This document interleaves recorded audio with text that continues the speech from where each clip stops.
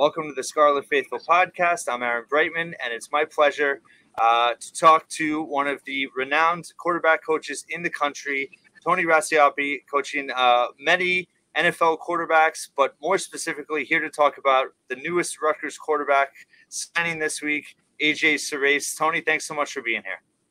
Of course, Aaron. Thanks for having me. So wanted to first ask just kind of your general assessment. I know you've worked with AJ for a long time.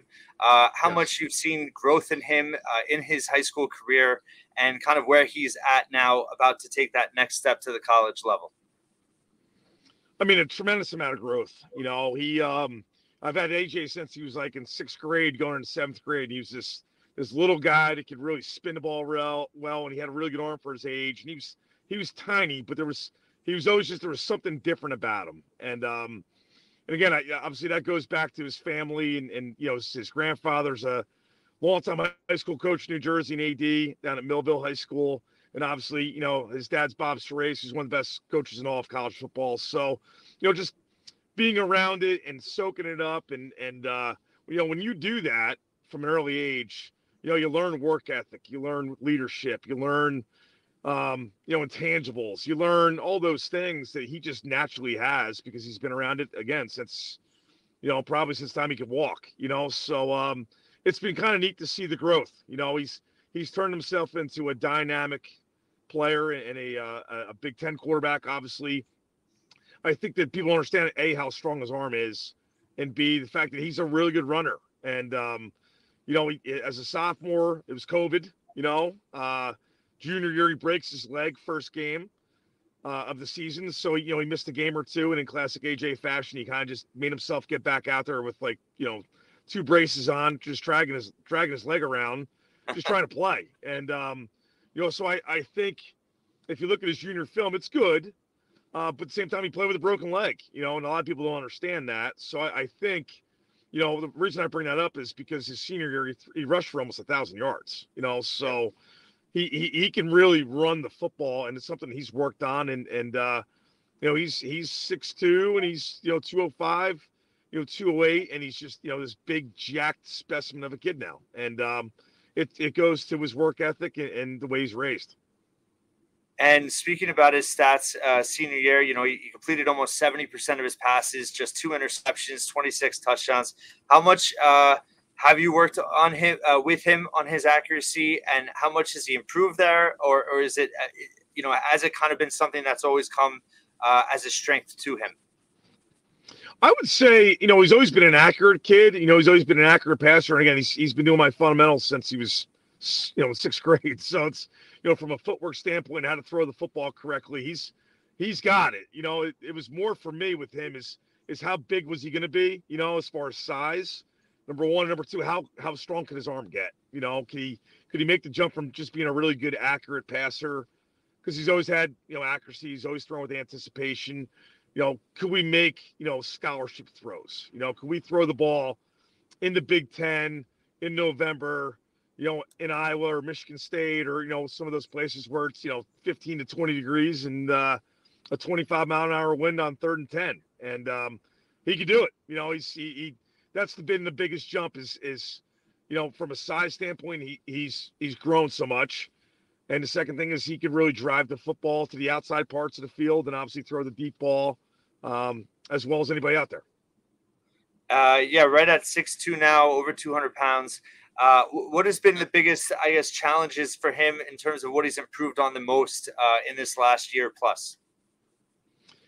I think, you know, the fact that he was able to showcase how athletic he was. You know, like I was saying before, I think that, you know, because of the broken leg last year, there wasn't a ton of film of him moving, you know. So if you were to evaluate him last year, you would kind of see him drop in the pocket and kind of sit there and deliver the football accurately and drive the ball downfield when he had to. But, you know, the extension of the plays, the quarterback run game, all the things you need to do in college football nowadays. But really, I mean, obviously what Rutgers was doing last year, you know, you're gonna have to run the ball, you know, and that's what they're gonna do schematically. And I think, you know, from the passing game standpoint, you know, he's accurate, he sees the field well, he anticipates, and he can really drive the football and make all throws. But at the same time, he can also do their quarterback run game. And, you know, he's the guy that can run the ball, you know, 5 times, 7 times a game and be successful doing it. And just in terms of, understanding concepts, learning how to read coverages. Obviously, you mentioned his dad, Bob, one of the best coaches, and kind of an offensive, very progressive in terms of how he coaches offense. Sure. But to brag on you a little bit too. I mean, you're coaching Kenny Pickett. You've coached him for years, first round pick, having a great year with the Steelers. Now Tommy DeVito with the Giants. How much has, I think, all of that exposure, and how much have you exposed him to that and talking to those guys, and how much has that helped him kind of excel in that area or develop? A ton.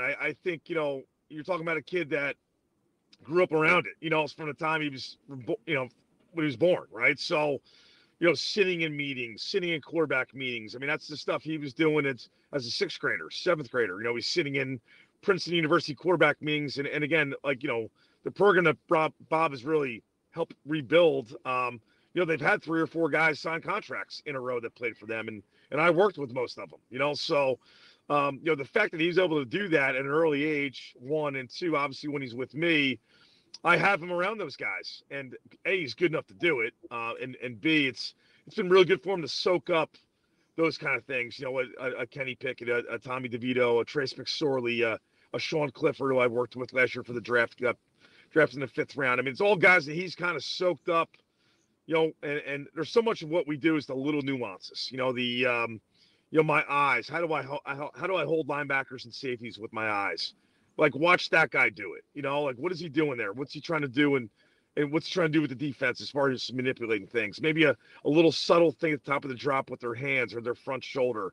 So it's all things. You're always trying to steal things from each other. And the good players are constantly trying to add things to their game, and that's something that he's done for pretty much, his entire career. And in terms of the mental side of things, I guess, how much do you work with them in terms of, dealing with adversity, being able to bounce back from a bad play? And how do you think he's been able to respond to that in his career? Well, I do. The nice thing about him is that, he's around it all day, and people that know Bob Surace know that the kind of coach he is and the kind of leader he is, and the expectations he has of his players. He has that as of AJ too. So there's an expectation in that house that you're going to work hard and you're going to be a leader and you're going to bounce back from adversity and bad things. And again, broken leg junior year, I think he missed the game. So where most kids maybe sit out maybe the whole year or half a year, and that the expectation is you get back out there and you play. So and you play hard and you finish and all the things you want from a player. That's from a tangible standpoint, he's a 10. There's no things where you go, I kind of question that about the kid, which happens a lot because they're kids still. People forget that, he's a 10. Like I said, he's got all the intangibles you want on and off the field. And just in terms of Rutgers, what you saw of the offense this year under Kirk Ciarrocca and what you know of AJ, how good of a fit do you think this is in terms of his skill set and what he can bring to the program?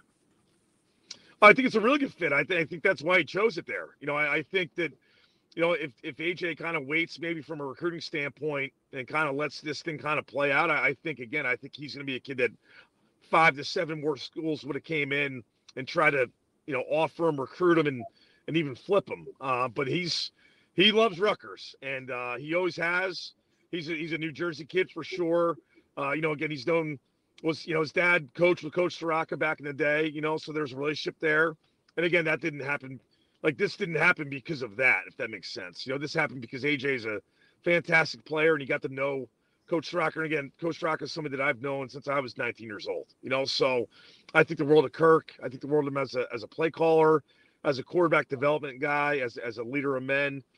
So I think it's a great fit for him. I think what they do offensively, he fits really well from the quarterback run game, like I said, to being accurate with the football, the RPO game, and obviously on 3rd and long, you'll be able to throw the football, against pressure. It's 3rd and 7. You're going to see a blitz. It's going to be man to man, and you need to understand where your matchups are and stay in the pocket and take a hit and deliver the ball. And that's something he can do. Yeah, that's a great point. And I should point out you were a 2-time All-American at Rowan yourself, so you've obviously been through the whole recruiting world as well. And also relationships with AJ. Andrew Ulrich has been with Rutgers for a long time now under Sure. Schiano, previously coached for Bob.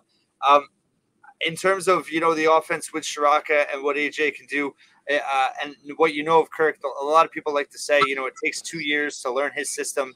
Do you think that there's an ability for AJ to kind of step in and understand the offense and have a little bit more of a head start? I know he's planning to enroll in January. How much do you think that Yes. obviously will help him, get there in the spring? I think, I think two things. I think number one, I think he understands defenses, which a lot of kids nowadays don't. I mean, obviously, college kids don't sometimes. I train guys for the draft every year. I usually have 5 to 6 guys that come to see me.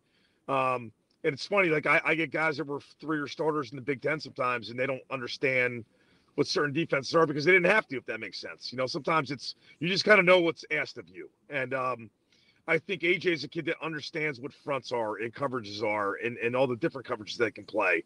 So that, from a knowledge standpoint, helps him right away. The second thing is he spent so much time at Rutgers because it's close. So like spring practice and off season, like anytime he can get over there, he gets over there, and he spends time. And he spends time with the quarterbacks. He spends time in the meetings. He understands the concepts. He understands the words, and the fact that he's enrolled in January is a great thing too. So I think for him, it's you go in with a pretty good base knowledge of things that a lot of true freshmen don't have. A lot of times it's like, oh my God, I don't know anything about football. I think that's a reality. Sometimes it hits true freshman quarterbacks when they get there, depending on where they played and obviously their experience. So I think the fact that he enrolls early, gets to do the weight training program, gets to throw with the guys in the bubble, all the things you need to do as a quarterback, and spend time and develop relationships and leadership stuff. And then when you go into spring practice, you feel okay. You feel like it's not like, you're drinking from a water hose kind of feeling, So I think he'll be right in the mix. It's going to be neat for him to get in there and see and compete. And again, there's a lot of hardworking guys in that program. There's a lot of really good players in that program. And I think, he's one of those guys, he'll just fit right into that culture. That's who he is. And that leads me to my next question. Yeah, you being a local guy, you probably know this, but nobody loves backup quarterbacks more than Rutgers fans. What do you think are reasonable expectations for AJ, and in terms of just his first year of college ball and integrating into the system and all that? How I guess are you concerned at all in terms of people expecting too much too soon? That's a great point, Aaron, but that's not a Rutgers thing. That's I hate to tell you, that's a football thing. That's a college football. That's an NFL thing. I mean, I have 14 guys I work with in the NFL, and some are backups, and they're the most loved guys by the fan bases. And some guys are the starters, and they're the most hated guys by the fan bases most of the time, unless they throw for 300 yards and 4 touchdowns and they win the game. So I think it's the reality of the position, and I think that it's hard sometimes for these guys when they get there because the expectations of them are so high by these fan bases. And, Marco Linez, who played for me at the Hunt School, a 3-year starter for me, true freshman at Iowa. He's the backup quarterback. He's been the 2 there for like 6 weeks now. And again, like I tell him all the time, I'm like, right now, you're the favorite guy by that fan base. There's 75,000 people at Kinnick Stadium in Iowa City that think you're the greatest thing ever. It's because you haven't thrown a pass yet, and when you go out there and you do well, great. And the first interception you throw or the first bad sack you take or, something that bad's happens, they're going to boo you. And that's just the reality of our position at that, at the elite level, and obviously college football. And then the NFL is obviously even worse than that, so it's tough, and you got to have some thick skin. And I think he does. I think, realistically, I think you go in there and you compete your butt off. You do what the coaches ask you to do, and you do it the best in the room. And I hopefully he's able to play early. And I think he wants to play early because he's a competitor, right? And I think competitors want to do that, but I think also at the same time, I've lived through that. I lived through that at Rutgers with Arsetowski, who I've worked with since he was 16 years old, so probably should have played when he did, he was physically gifted, and it was just pretty to watch him drop and throw a football.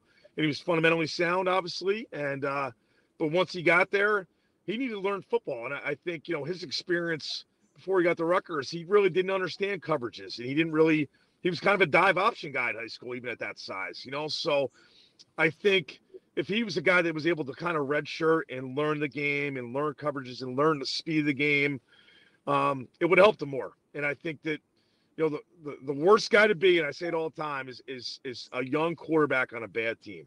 because all you do is get beat up and you make mistakes and you throw bad interceptions. You get down by, a couple scores, and then all of a sudden these good defenses know it's 3rd and 9 and you're down, 28-7. You have to throw the ball. And it just kind of spirals, if that makes sense. So I think for AJ, he's going at a good time because the program is trending in the right direction, which is a good thing. And he just has to go in there and work hard and earn respect from his teammates and coaches and see where it shakes out. Tony Racioppi, really appreciate your time. Rutgers fans are obviously extremely excited about AJ Surace, and we'll surely be rooting him on and thanking you when he has a great career on the banks. And looking forward to, definitely want to talk to you again, once AJ gets going. And, I think really exciting time for him. And congratulations to you on all your success as well. Thanks, Aaron. Appreciate you having me on, and I'm excited for him. It's really neat when you have a New Jersey kid that could be the starting quarterback for Rutgers University, which is what we all kind of want here, right? So it's been pretty neat. I'm excited for him to go play for Coach Schiano and Coach Surace and all the coaches that they have there, and get this thing turned around and start winning some titles here. Well, Rutgers fans like the sound of that. Thanks once again, and thank you for listening to the Scarlet Faithful once again.